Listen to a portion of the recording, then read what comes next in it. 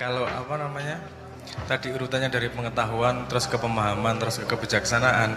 Setahu saya di Islam mengajar apa? Memberi informasi bahwa kalau pemahaman cek, oke. Pengetahuan itu bisa dikejar dengan cara yang biasa kita lakukan. Tapi kalau pemahaman itu rezeki ya mas. Warzuqni fahma, pemahaman untuk faham itu rezeki.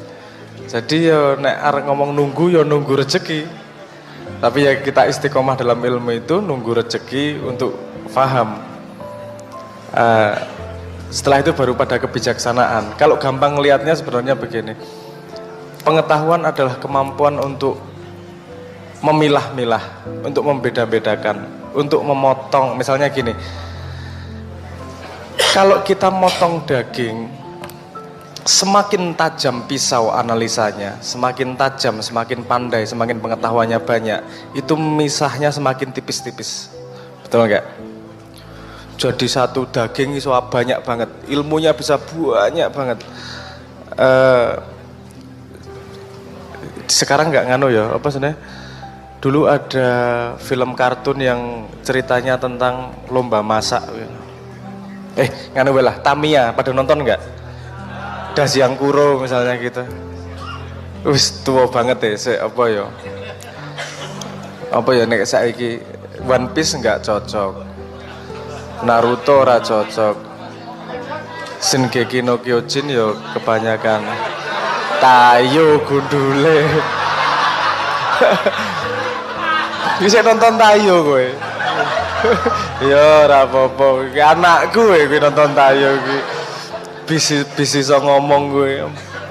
Apa ya? Tapi dulu saya ngalami dulu waktu kecil takjub nonton ada seri apa film manga gitu, kartun gitu. Itu ceritanya tentang masak.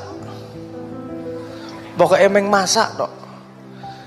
Terus aku mikir masak tuh dieksplorasi bisa sampai seberapa sih? Ternyata masak ki udah saking tajamnya analisa. Masak ki sudah jadi ruwet kayak lo. Mikir paling enak ini kalau bawangnya besarnya besarnya 1 cm, umurnya berapa? Ngasih bawangnya dihitung ngono ki lho. Pengetahuan itu bisa sampai orang tek ilmu kalau dengan pengetahuan gue bisa dibedah sampai sak jeru-jerune dan orang entek-entek. Ini sifat Gusti ciptaan Gusti Allah ngono gue. Kamu gali sampai kemanapun nggak akan ada habisnya dan semakin banyak kalau mengejar pakai pengetahuan. Nek Saitama ono sing maca iki. Akeh One Punch Man Saitama. Saitama si gundul. Itu saya juga absurd itu.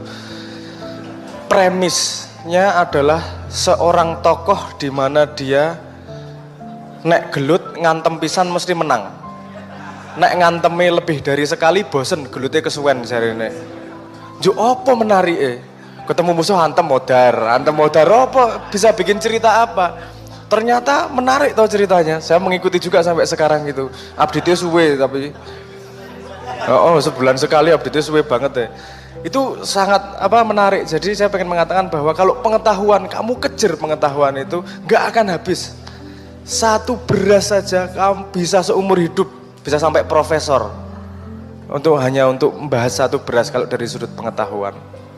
Nah, kebijaksanaan adalah kemampuan begini. Kan tadi saya balik ke pengetahuan dulu. Kalau pengetahuan kamu mengiris semakin tipis, bentuk aslinya kan gak kelihatan lama-lama. Daging apa iki? Daging sapi. Ini pahanya sirloin atau tenderloin atau buntut atau cingur atau apa, kalau semakin tipis kan semakin nggak kelihatan. Nah gitu juga dengan pengetahuan, semakin kita mendalami tidak buruk, tapi ada resiko kita jadi kehilangan koneksi kepada gambar yang lebih besar. Kue mempelajari beras sampai sekecil-kecilnya, sampai lupa gunane ngopo ngurip. Kue nek ngerti beras luar kepala semua jenis beras, yuk gunane iso makani tanggamu po. Nah misalnya gitu. Jadi kebijaksanaan adalah kemampuan melihat persamaan di situ, melihat sambungan cerita dari semua pengetahuan tersebut. Kalau pengetahuan adalah kemampuan untuk membedakan. Kebijaksanaan adalah kemampuan untuk menyambungkan semua perbedaan menjadi sebuah gambar yang lebih besar. Nah ini dari pengetahuan nggak loncat ke kebijaksanaan. Pengetahuan ada pemahaman dulu, memahami pengetahuan itu dalam konteks kehidupan. Misalnya kalau saya dari sudut pandang matematika, matematika dianggap pelajaran yang hanya ada di sekolah, ada di papan tulis, ada di kertas.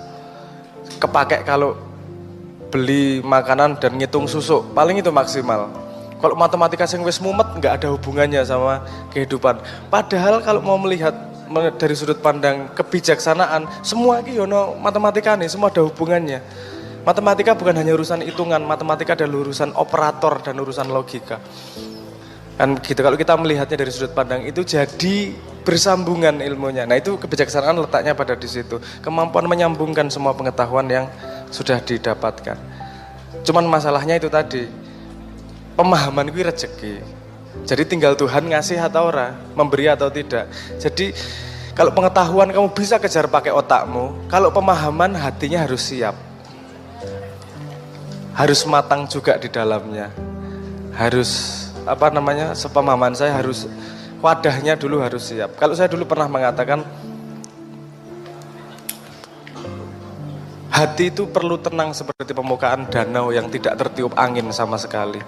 Sehingga ketika ada satu tetes air, kamu tahu datangnya dari mana, kamu tahu sumbernya dari mana satu tetes air itu.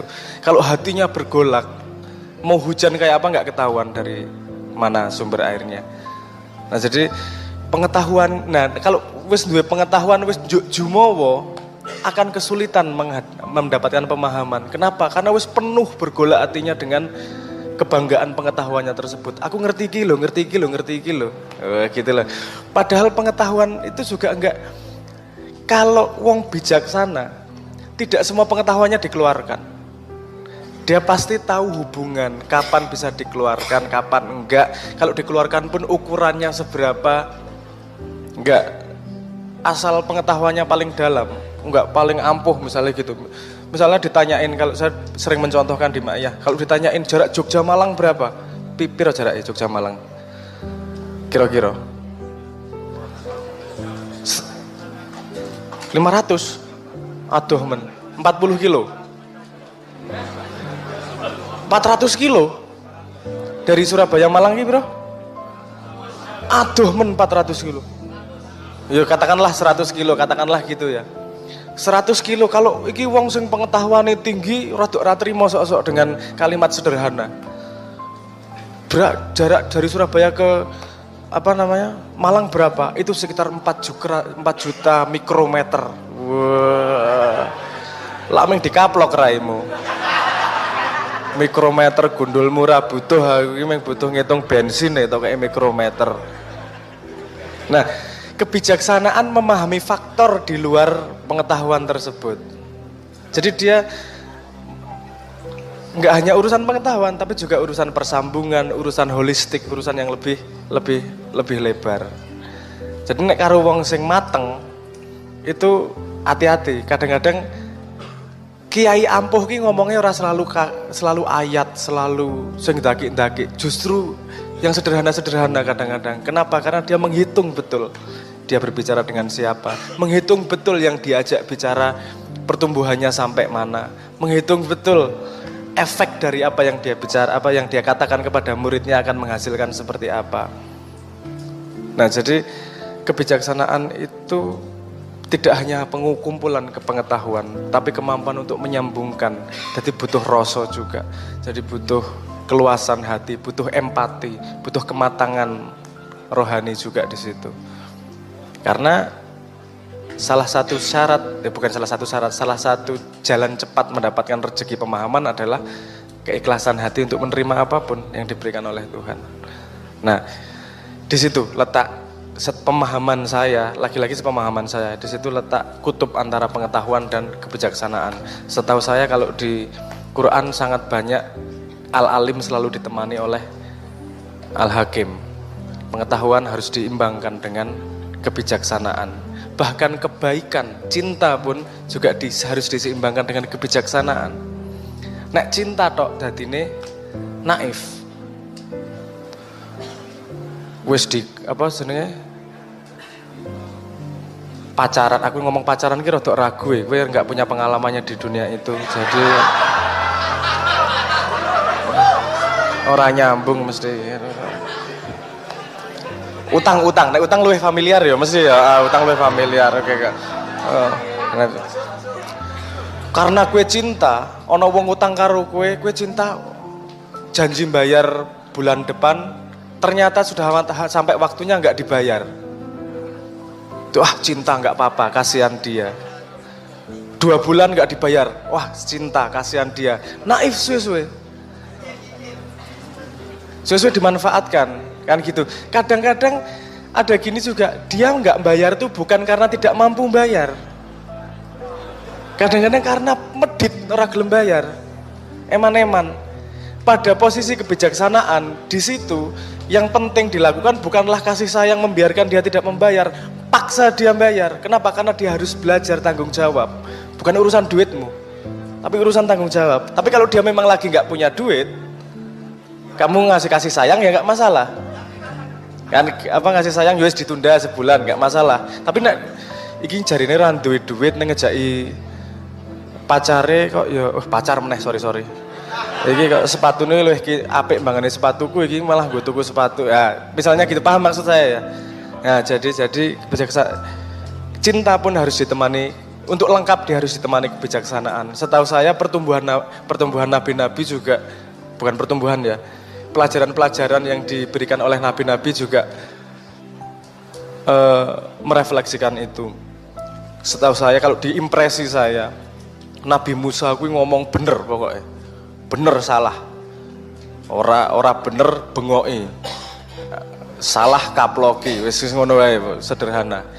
Dan Nabi Isa kasih sayang semuanya. Kalau saya menyebut Nabi Isa mercusuar cinta. Kasih sayang ngono kae, wah rupane tetesan banyune dan seterusnya lah. Itu apa namanya? Mercusuar, benar-benar mercusuar cinta. Bahkan ketika mau ditangkap dia membiarkan dirinya ditangkap. Wes rasa-rasa dilawan rapopo. Cekelen aku rapopo. Di saking cintanya. Enggak Kanjeng Nabi Muhammad saya belajarnya adalah keseimbangan antara cinta dan kebijaksanaan. Ketika masih bisa dihadapi dengan cinta. Ketika akan dijak perang, ora wedi perang.